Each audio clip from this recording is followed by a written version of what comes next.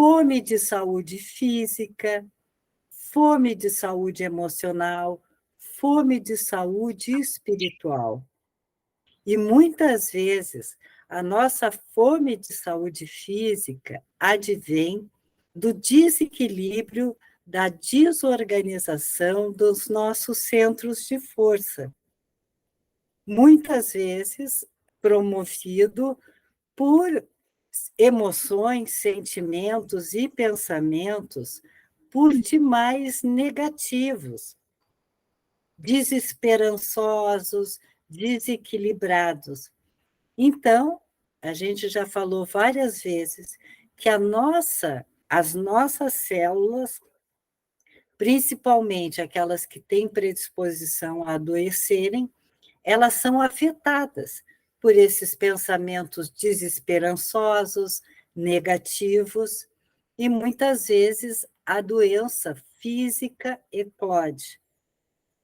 Essa necessidade de saúde física, ela vem também das pessoas que nem sempre cuidam bem do seu corpo físico, desta veste material que nós recebemos.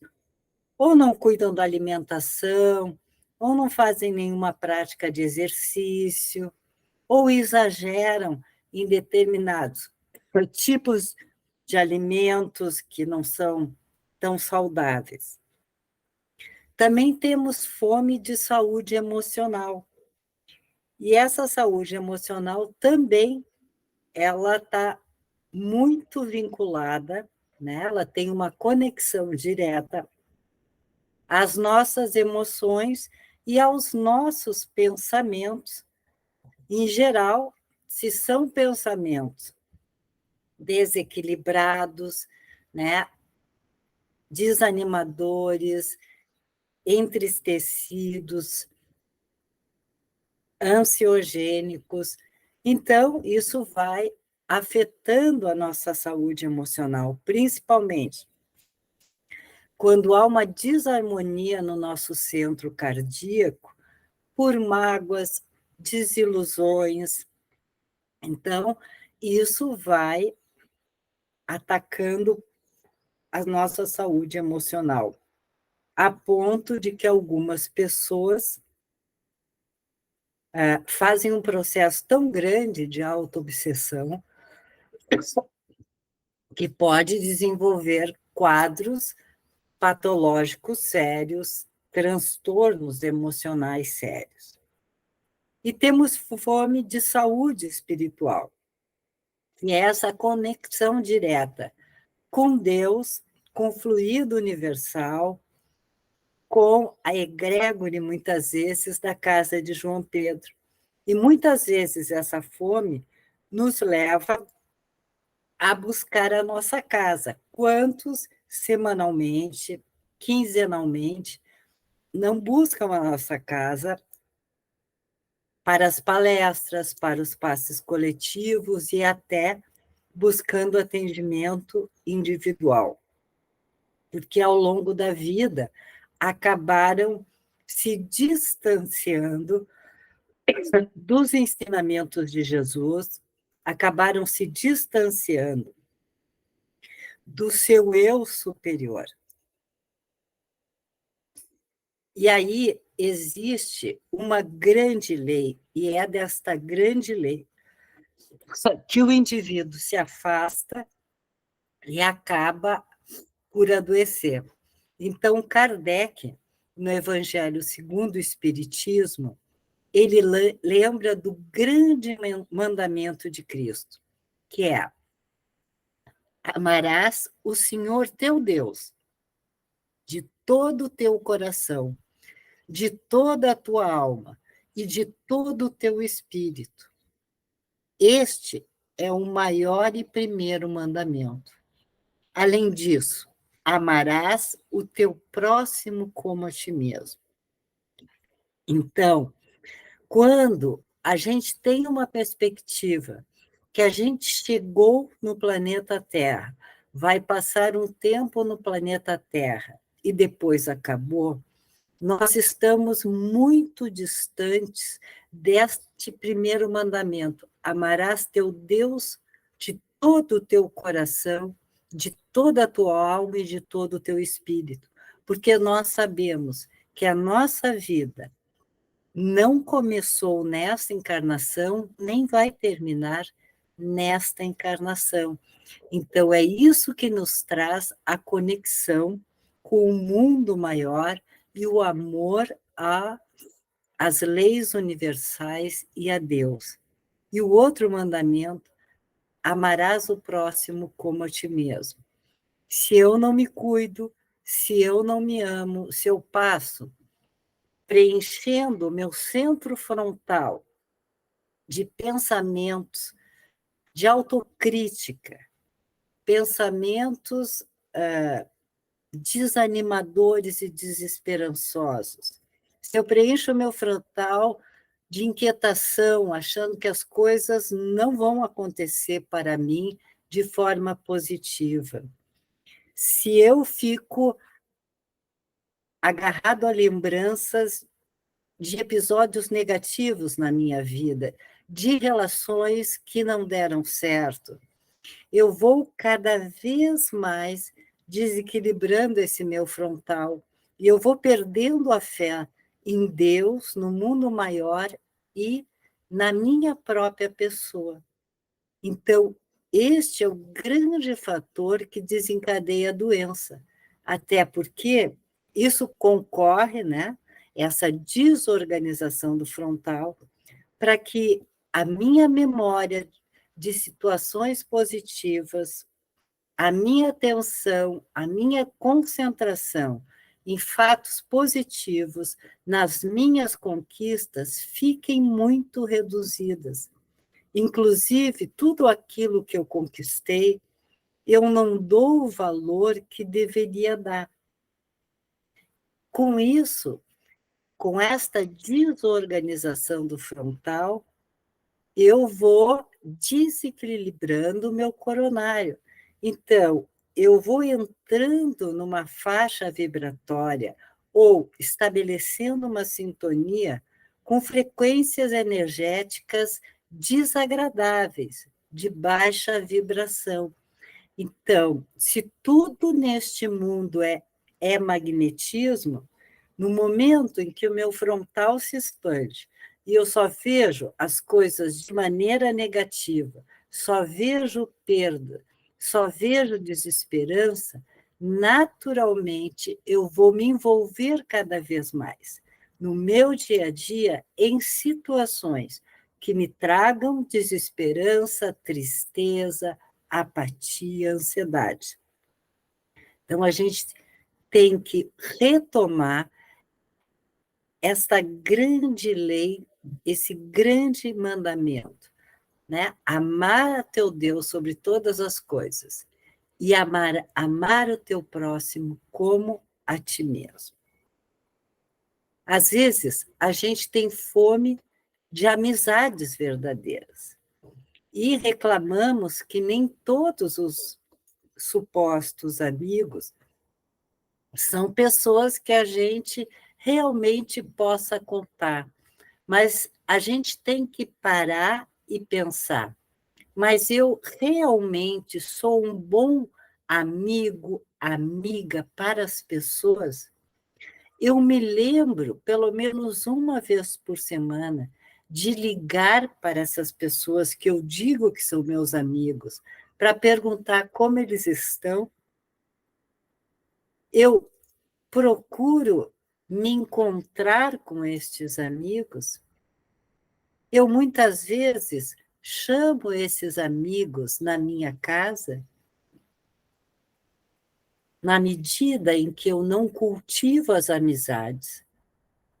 Provavelmente, o meu grau ou a minha intensidade de amigos verdadeiros diminui.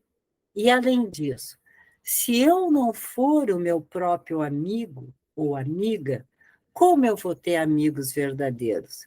Se eu fico me julgando o tempo todo, me sentindo inadequado, porque não sou, não conquistei ainda as coisas que eu queria na vida, como que as pessoas vão gostar verdadeiramente de mim?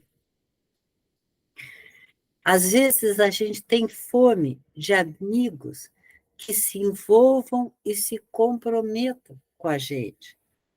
Mas a gente se envolve e se compromete, ou a gente só é amigo daqueles que não nos trazem nenhum tipo de demanda? Por exemplo, o amigo liga e diz: olha, eu não estou me sentindo muito bem, tu me leva até o pronto-socorro. A gente pensa: ai, que droga, vou perder meu jogo de futebol. Ai, que droga, eu estava assistindo uma série. Então, para que haja um comprometimento, envolvimento verdadeiro das pessoas com a gente tem que ter esse envolvimento com as pessoas. Então, às vezes, a gente chega na casa espiritualista, na casa de João Pedro, muitas vezes para tomar um passe, porque a gente já conhece a casa ou porque alguém nos indicou, e a gente chega lá também porque está se sentindo muito solitário, solitário de amizades. E a gente sempre pensa que, assim, bom, são espíritos que estão me perseguindo, porque é muito difícil parar e pensar que eu estou só, porque eu não sou verdadeiramente amigo de ninguém. Eu não me comprometo, eu não me envolvo com ninguém, só quando eu estou com vontade. Então a gente tem que se perguntar: e eu sou meu amigo? Eu sou meu amigo quando eu tenho pressão alta e exagero no sal? Eu sou meu amigo quando eu tenho diabetes e exagero no açúcar? Eu sou meu amigo se estou com colesterol alto e como muita gordura? Eu sou meu amigo quando eu vou para a estrada e dirijo além de 100 ou 80 quilômetros por hora, pelo prazer simplesmente de ultrapassar todo e qualquer outro carro ou caminhão?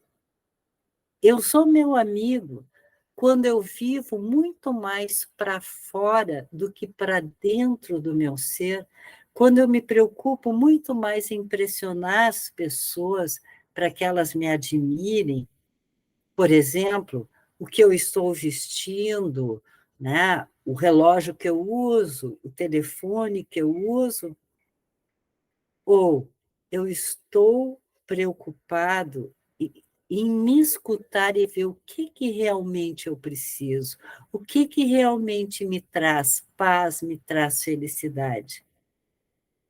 Eu sou meu amigo quando eu digo: eu não vou chamar as pessoas para minha casa porque a minha casa não está bonita.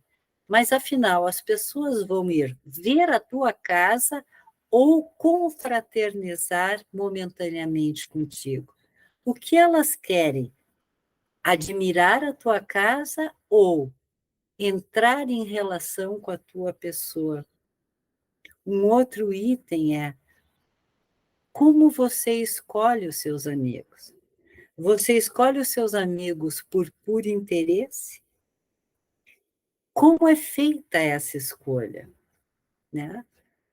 Então, isso vai determinar o nosso grau de ter companhias ou de ser solitários. E aí Kardec nos diz, né, no Evangelho: amar o próximo como a si mesmo. Se eu não sou meu amigo, como é que eu vou ser amigo dos outros? Fazer pelos outros o que quereríamos que os outros fizessem por nós. É a expansão mais completa da caridade. Se eu não ajudo ninguém, como é que eu vou nutrir internamente a expectativa de que as pessoas têm que me ajudar? Por exemplo, o vizinho bate na nossa porta com um potinho na mão. Então, talvez o vizinho está querendo um pouco de arroz, de açúcar, de farinha, sei lá o que faltou na casa dele. Daí a gente apaga todas as luzes e faz de conta que não tem ninguém na nossa casa. Simplesmente porque a gente acha muito chato ter que dar alguma coisa para algum vizinho.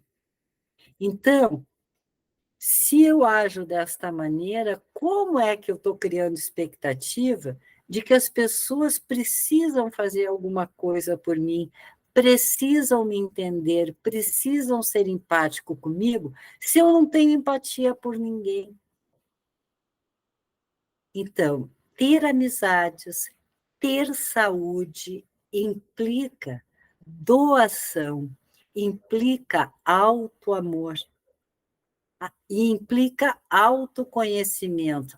Eu vim de uma família muito humilde, a gente passava por muitas necessidades financeiras, e eu cresci num lar que a gente não pode dar nada para ninguém, porque vai faltar amanhã.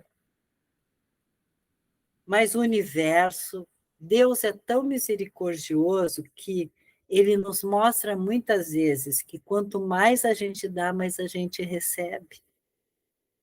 Mas às vezes eu assisti os meus pais sendo tão bondosos com alguns parentes, com alguns vizinhos, e de repente sofreram ingratidões. Então, não vou passar pela mesma situação que eles passaram.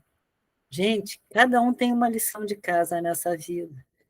Por algum motivo, aquela situação experimentada pelos nossos pais aconteceu, mas isso não quer dizer que esta mesma situação vai acontecer com a gente. A gente é um espírito único com tema de casa único nessa vida. O que aconteceu com nossos pais não vai se repetir com a gente, a não ser que a gente tome aquilo como verdade absoluta. E sobre a passagem do tempo, né? Você tem receio de ser esquecido pela passagem do tempo de sua vida? Nós vivemos uma sociedade que privilegia muito a juventude, a jovialidade. Então, na medida em que o tempo passa, o tempo cronológico para algumas pessoas, elas apresentam um receio muito grande de serem esquecidas, como se elas não tivessem mais o que acrescentar ao mundo, à sociedade em que vive. E isso é uma grande mentira. Na medida em que o tempo passa, a gente acumula sabedoria. E as pessoas mais velhas, mais maduras, elas têm muito a agregar e a ensinar ao mundo. Você tem medo de deixar de ser uma pessoa produtiva, uma pessoa interessante? Na nossa sociedade, que incentiva a produtividade, o trabalho, depois que você se aposenta, parece que você é um pária da sociedade, porque você não está produzindo mais nada. Outro dia eu vi em algum jornal que a população não está crescendo tanto. Então, o número de jovens que hoje estão no mercado de trabalho e que vão ingressar é muito menor do que o número das pessoas que tendem a se aposentar. E isso aumenta esse mito de que a pessoa, deixando de ser produtiva, deixando de ser interessante, passa a ser um peso aos jovens. Porque a pessoa pode sim, se quiser, fazer algo a contribuir, não é? E a gente não é uma pessoa interessante ou produtiva só porque está no mercado de trabalho. Quantos são as pessoas que se aposentam e se envolvem num trabalho voluntário, ajudando crianças, jovens e idosos? Às vezes vão fazer aquilo que sonharam a vida inteira, mas que o trabalho não lhes permitia. Quantas são as pessoas que, depois da aposentadoria, resolvem fazer um curso superior e elas estão certíssimas, porque elas estão no mundo. A própria Universidade Federal, a PUC e outras universidades, elas têm cursos superiores só para pessoas da melhor idade, o que prova que enquanto você estiver nesse mundo, o tempo todo você pode fazer a diferença e construir um mundo melhor. Mas se a forma como eu tratei e trato os meus pais, os meus parentes idosos, o meu colega de trabalho, que já está mais próximo à aposentadoria, se eu trato com negligência, com desprezo, é claro que eu vou temer mais ainda a passagem do tempo. As pessoas idosas têm muito medo de só ficarem contando histórias empolgantes do seu passado. E muito poucas destas histórias empolgantes ou de sucessos da vida atual. E isso não é legal. A gente pode, a cada dia, fazer coisas muito boas, muito bacanas, independente da idade. Então, e isso acontece, todo esse receio, esse medo, porque as pessoas, às vezes, têm fome de fé, fome de esperança no futuro. Fé e esperança no futuro. Mas é isso que nos move desde o primeiro dia que a gente chega nesse mundo. Tudo é relativo. O fato da gente nascer não é uma condição certa de que a gente vai seguir vivendo, de que a gente vai ter saúde, de que a gente vai poder fazer algo por nós e pelo mundo. Tudo foi fé e foi esperança na misericórdia e na bondade de Deus, que nos daria uma oportunidade de viver por tantas décadas e então fazer o nosso tema de casa. Sem a fé e sem a esperança no futuro, nós não somos nada. Nós adoecemos e nós encurtamos o nosso tempo de vida aqui na Terra.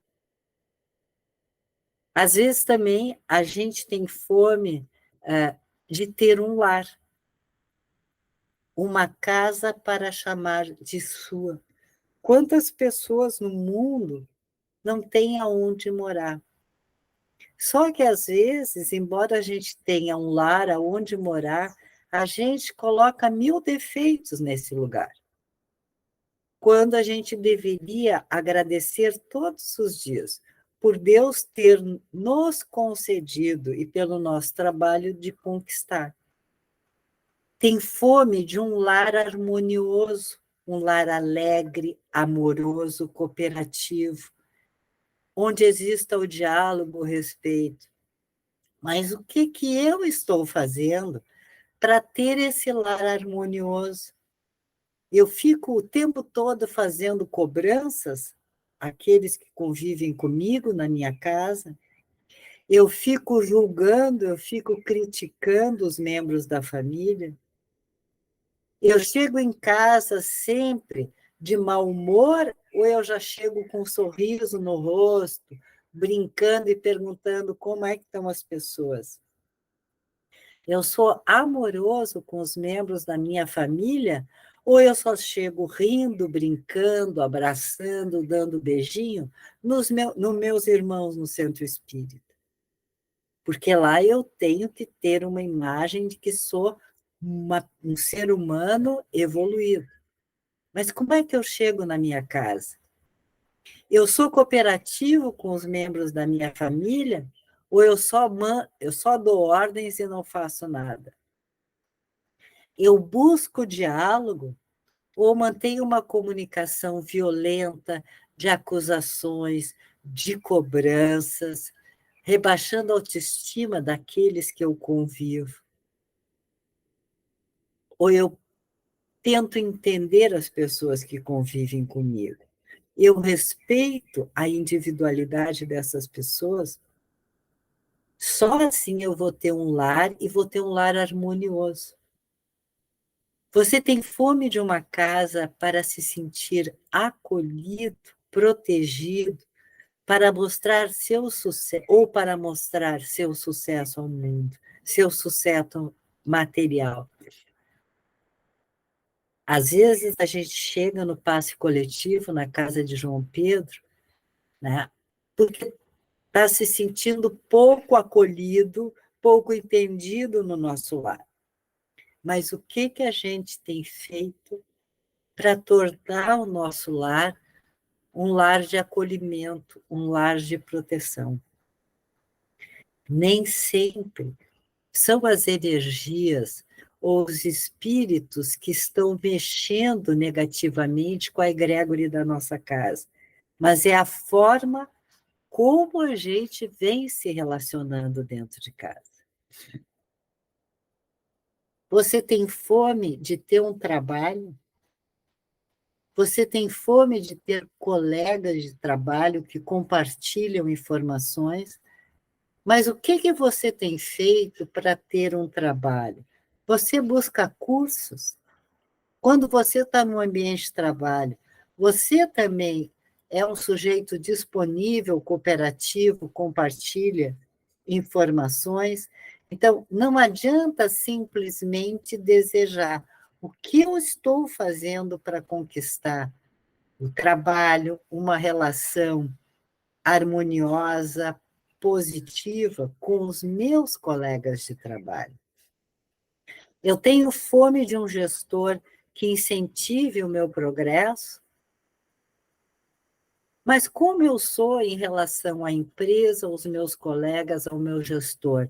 Eu só fico tecendo críticas, porque se eu só faço críticas ou me sinto explorado, injustiçado, eu crio energeticamente uma egrégore muito ruim no meu setor de trabalho, na minha empresa, na relação com o meu gestor. Então, eu tenho que mudar, não precisa ninguém ir fazer um trabalhinho contra mim. A minha mente se encarrega de tornar esse ambiente muito desagradável. Então, eu tenho o poder de criar um ambiente positivo na minha casa, no meu trabalho, nas relações sociais, ou um ambiente muito desagradável. Tudo depende de como estão os meus pensamentos, as minhas emoções e os meus sentimentos. Eu tenho fome de alimentos ou de comida, e por que eu cheguei a esse ponto na minha vida? A gente tem que se perguntar: e que tipo de alimentos eu tenho fome? Eu tenho fome de uma comida saudável, de assuntos saudáveis, porque o alimento não chega só ao nosso aparelho intestinal e digestivo. O alimento, a nossa mente, também precisa ser alimentada. Mas se eu só vejo notícias ruins, se eu só estou num grupo onde as conversas são desanimadoras, onde existe muita maledicência, muita fofoca, que tipo de alimento eu estou colocando na minha mente? Se eu estou num grupo que só fala de doença, se eu só procuro reportagens, filmes, que só falam de coisas ruins, desagradáveis, no intuito, às vezes, até da pessoa desistir, então, do mundo. Que, que tipo de alimento, de assunto, de informação eu estou ingerindo e colocando na minha mente? Isso é muito importante. Por isso que várias vezes as pessoas ficam falando: olha, escuta uma boa música, te envolve com leituras, te envolve em conversas agradáveis. Porque esses alimentos ou estas informações negativas, elas prejudicam a tua mente e, prejudicando a tua mente, prejudicam todos os teus centros de força. Você tem fome de ingerir amor, esperança, perdão naquelas vezes em que você não acertou tanto, não se relacionou de uma forma tão positiva. Você tem fome de compaixão das pessoas em relação a você, de gratidão, que as pessoas sejam gratas a você, mas quantas vezes você agradece a Deus, ao universo, pelas coisas que você tem, pela vida que você tem, pelo fato de ter acordado? Você tem fome de que as pessoas sejam caridosas, e o que você faz?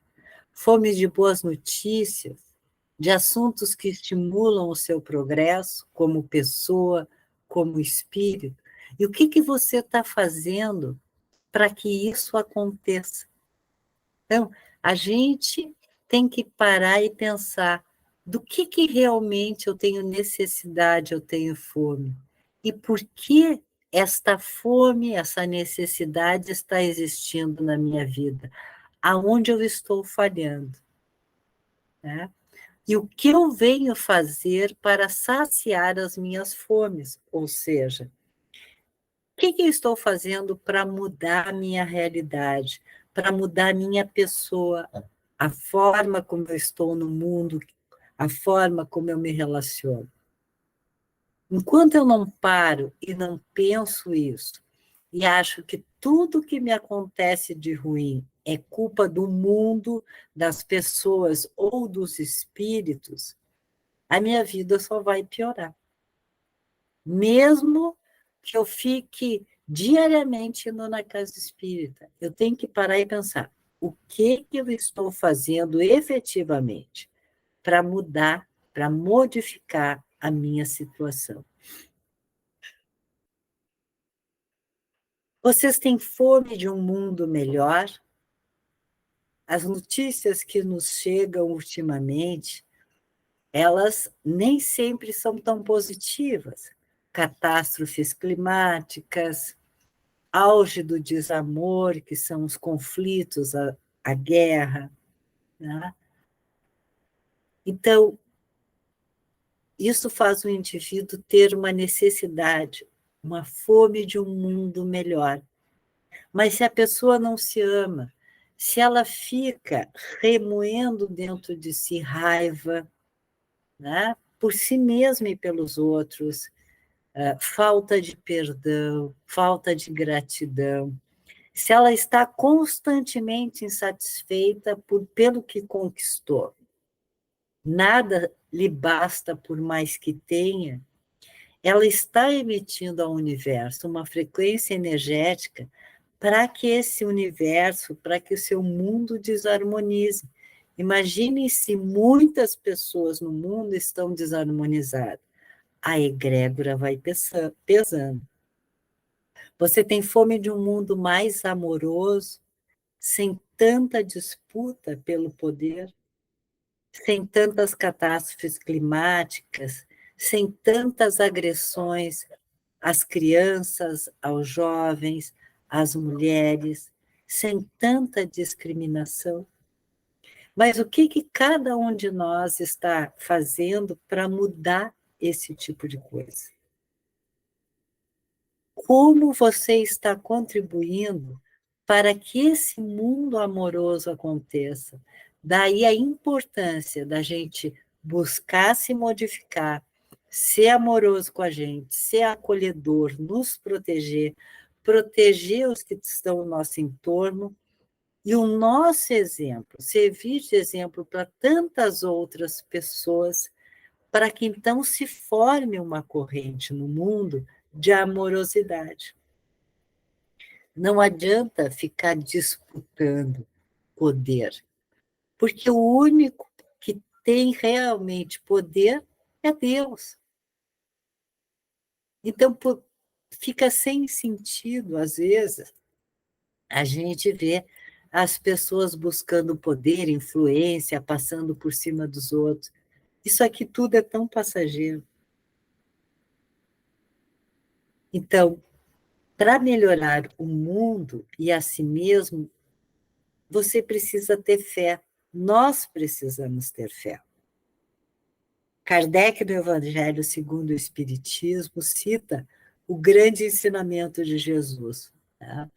E ele diz: pois em verdade vos digo, se tivesseis a fé do tamanho de um grão de mostarda, diríeis a essa montanha: transporta-te daí para ali, e ela se transportaria.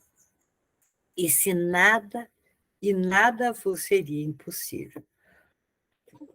E ainda refere: o magnetismo é uma das maiores provas do poder da fé posta em ação.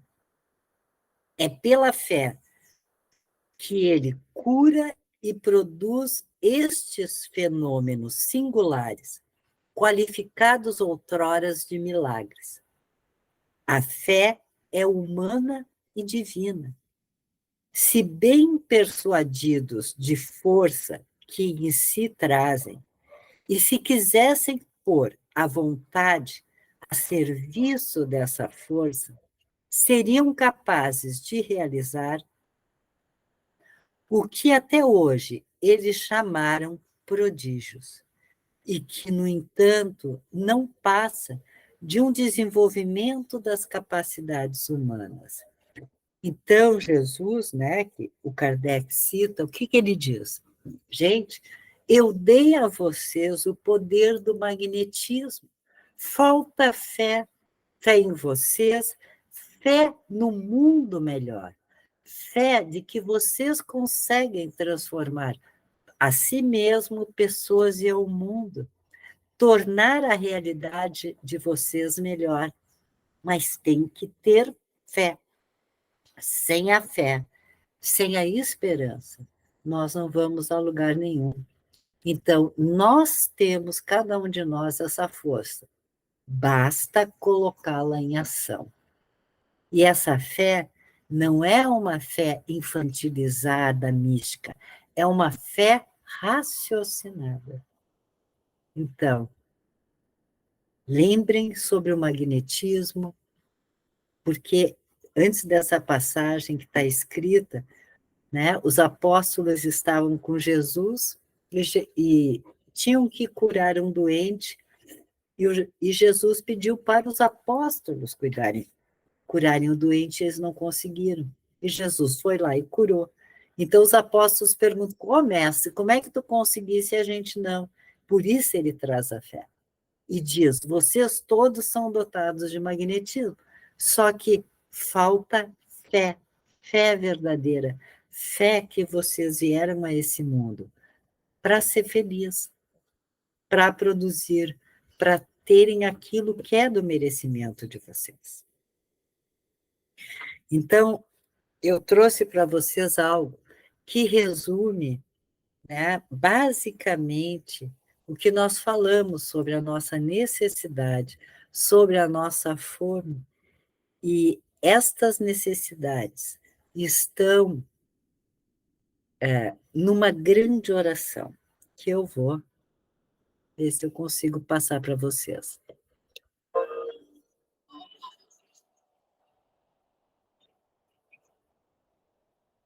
Pai nosso que estás no céu, na terra, no fogo, na água e no ar. Pai nosso que estás nas flores, no canto dos pássaros, no coração a pulsar. Que estás na compaixão, na caridade, na paciência e no gesto de perdão. Pai nosso que estás em mim, que estás naquele que eu amo, naquele que me fere, naquele que busca a verdade. Pai nosso que estás naquele que caminha comigo e naquele que já partiu, deixando minha alma ferida pela saudade.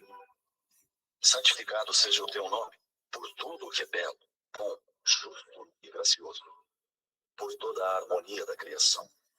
Seja santificado por minha vida, pelas oportunidades tantas, por aquilo que sou, tenho e sinto, e por me conduzir à perfeição. Venha a nós o teu reino de paz e justiça, fé e caridade, luz e amor. Reino que sou convocado a construir através da mansidão de espírito, reflexo da grandeza interior. Seja feita a tua vontade, ainda que minhas rogativas prezem mais o meu orgulho do que as minhas reais necessidades. Ainda que muitas vezes eu não compreenda mais do que o silêncio em resposta às minhas preces, não te ouvindo assim dizer: filho, aguarda, tua é toda a eternidade. O pão nosso de cada dia me dá hoje, e que eu possa dividi-lo com meu irmão. As condições materiais que ora tenho, de nada servem se não me lembro de quem vive na aflição. Pão do corpo, pão da alma, pão que é vida, verdade e luz. Pão que vem trazer alento e alegria. É o Evangelho de Jesus. Perdoa as minhas ofensas, os meus erros, as minhas faltas. Perdoa quando se torna frio o meu coração, quando permito que o mal se exteriorize na forma de agressão.